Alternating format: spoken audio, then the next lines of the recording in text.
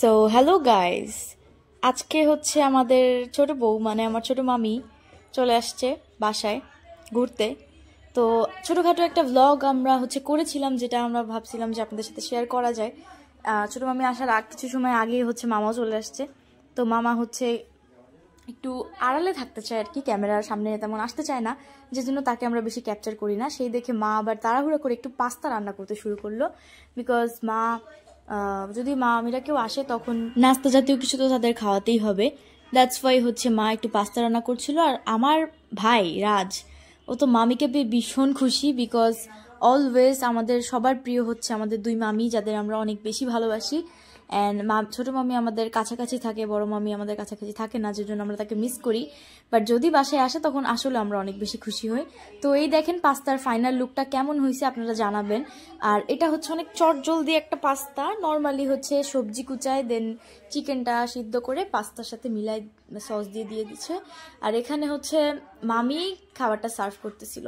আসলে মামি এত লক্ষ্মী, আমার দুই মামি এত লক্ষ্মী, তার উপর দিয়ে আসলে মার অনেক হেল্প হয়। অ্যান্ড তারা আপ্রাণ চেষ্টা করে আমাদের সবাইকে অনেক বেশি ভালোবাসার।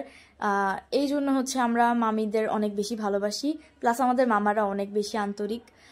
যাই হোক, মামি হচ্ছে এখানে সবার জন্য পাস্তা সার্ভ করতেছিল। অনেক পোলাইট, অনেক হাম্বল, অনেক হচ্ছে কামভাবে কাজ করে, যে কাজগুলো আসলে দেখতেও সুন্দর লাগে।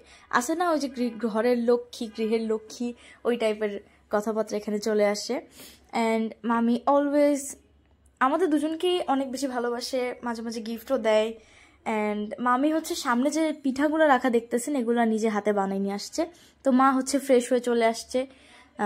মা বলতেছিল এখানে যে ছোটো ভাইয়ের বউ আসছে, সো আজকে কষ্ট হবে না তেমন। পরে দেখলাম মামি আমাদের সবার জন্য পাকান পিঠা, মানে যেটা হচ্ছে মেনলি গুড় দিয়ে করা হয়, সেই একটা পিঠা বানাই নিয়ে আসছে, প্লাস কিছু গুড়ও নিয়ে আসছিল। অ্যান্ড এখানে কিছু সাজের পিঠাও দেখলাম বানাইছে।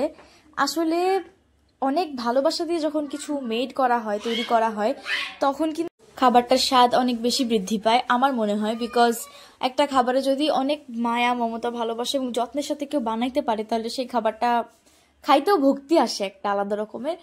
আর তারপর হচ্ছে এখানে আমরা সবাই মিলে খাচ্ছিলাম চা, আর সাথে যেগুলা হচ্ছে বানাই নিয়ে আসছিল মামি, প্লাস এখানে মা যে পাস্তাটা রান্না করছে সেই পাস্তাটা।